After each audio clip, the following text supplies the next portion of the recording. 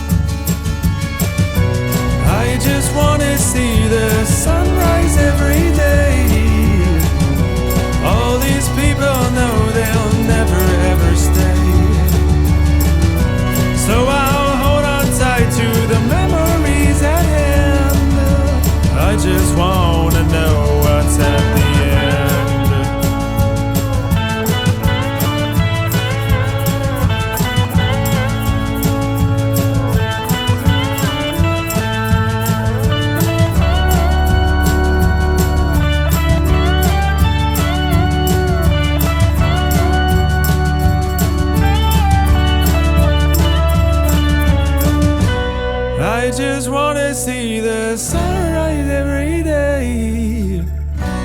All these people know they'll never get away. So I'll hold on tight to the memories at hand. I just want to see the light again. The light again. The light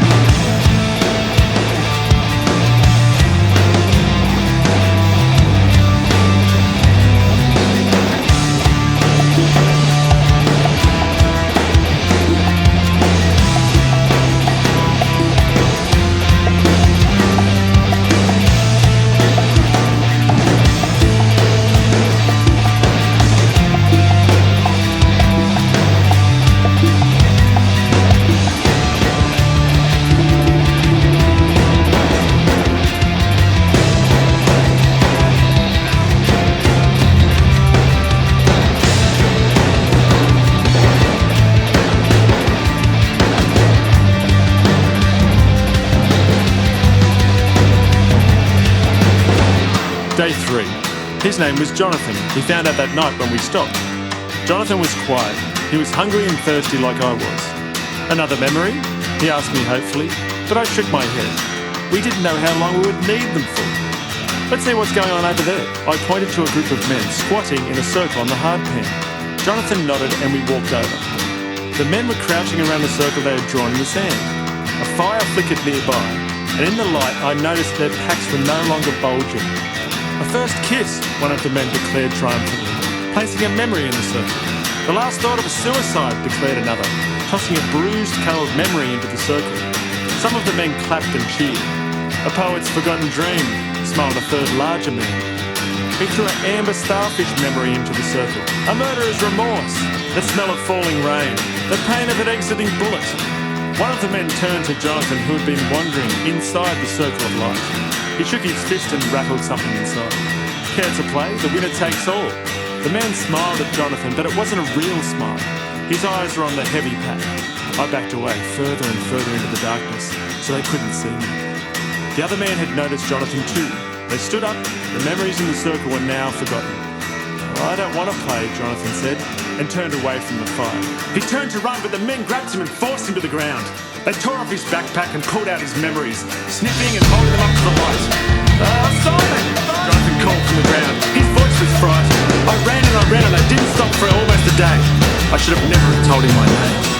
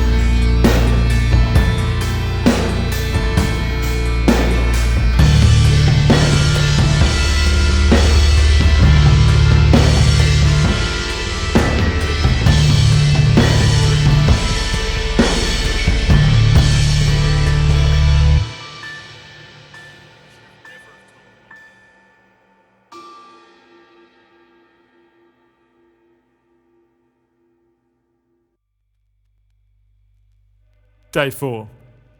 There were less people walking today, and their packs seemed shriveled compared to mine.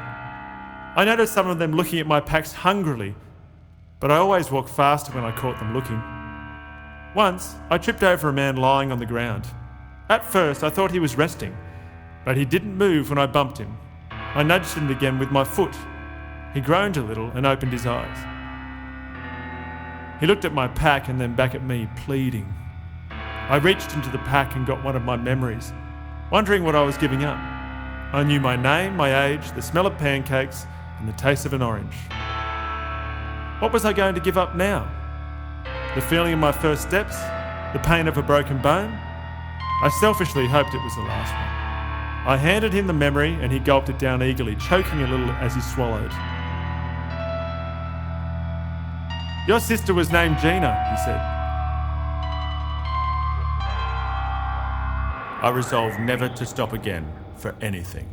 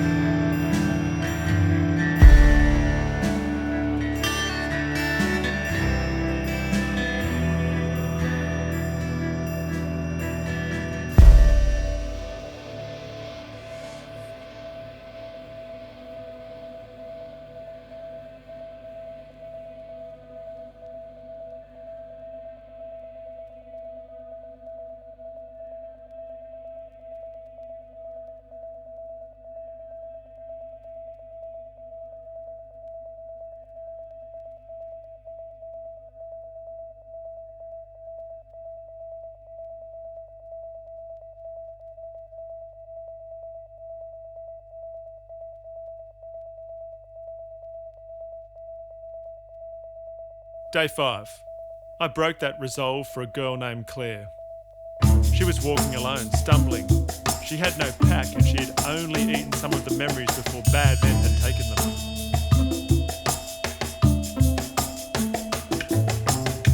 She told me she remembered being 5. I carried her part of the way on my shoulders and I shared from my pack, and it didn't bother me for her to tell me stories about her first pet Bowser the puppy. I liked the way she laughed, but not the way she coughed. When we stopped that night, she coughed red blood on the earth. I gave her some more memories from my pack, and she told me that I liked blueberries, that I could hold my breath for a full minute underwater. Before we fell asleep, she whispered that I had loved a red-haired woman so much once, it hurt my chest to think about her.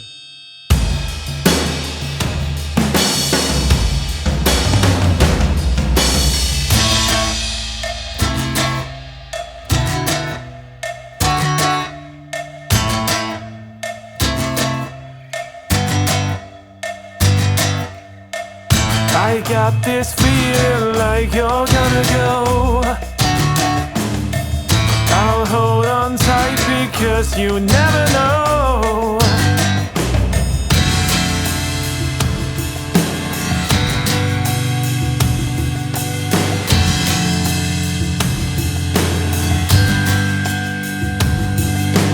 Head it up, ship it out, take you down, to the ground. She don't know, get it up into the day. Eyes are up, fill it up, pick her up, and I don't know. I got this feeling like she's gonna go, and you'll never know. The blue sky brings me to my knees. These things bleed deep inside of me. And there's so many things I just don't understand, yeah. I get my strength and carry on.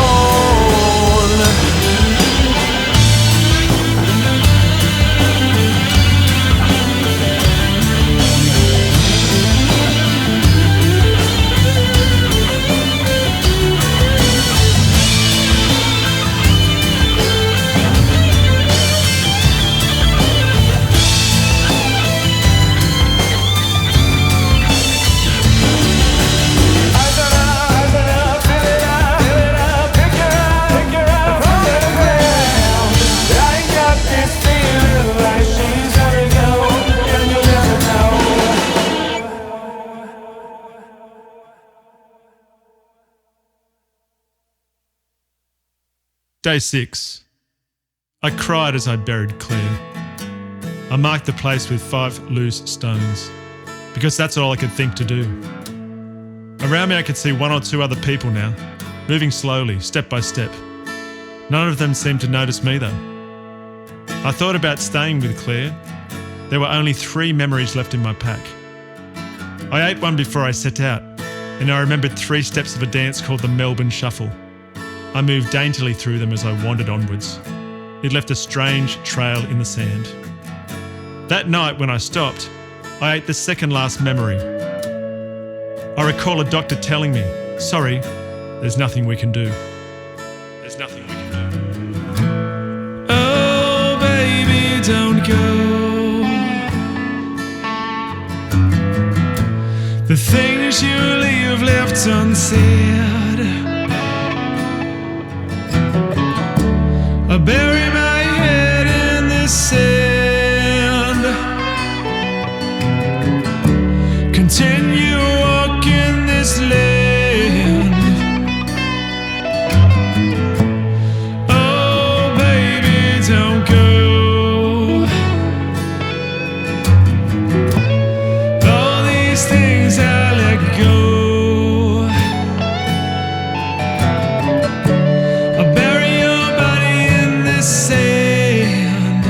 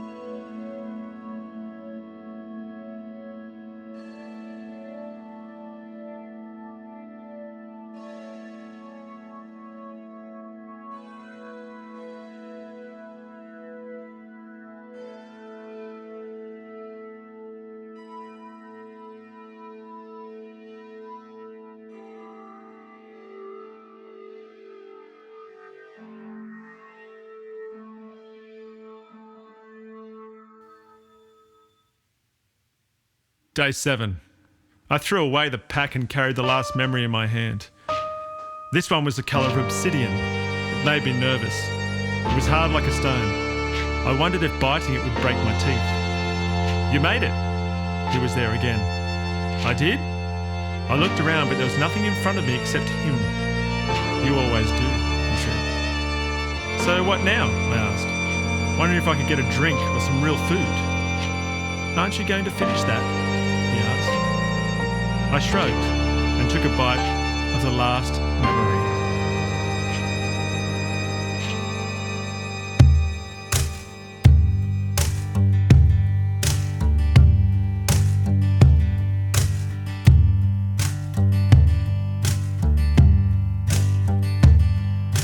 I just want to see the sun. Call me up every day. I just want to feel this pain. All of it fade away. I don't really want you. I don't really want you to say the things that make this truth.